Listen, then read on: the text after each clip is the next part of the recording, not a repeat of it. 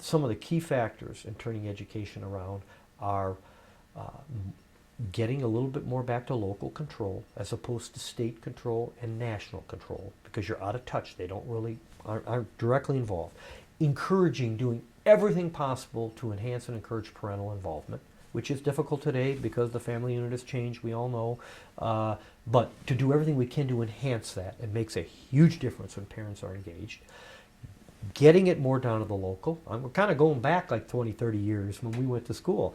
And then concentrating on making sure that the testing and assessment is done right, and making sure we have the best teachers.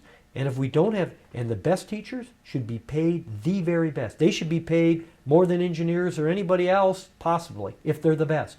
But if they're not, they shouldn't be in that profession. They should probably move on to something else, because not everybody can be an excellent teacher.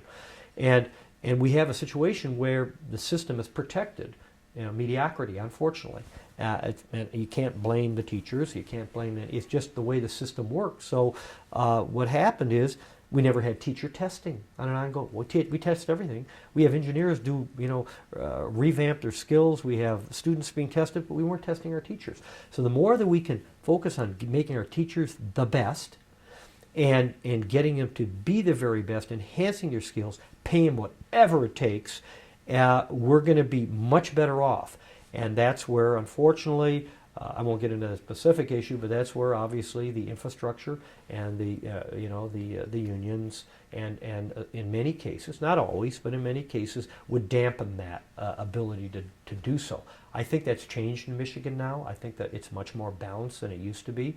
I've had a lot of those dealings with both the MEA and the AFT nationally and at the local level, and I think it's improved a lot.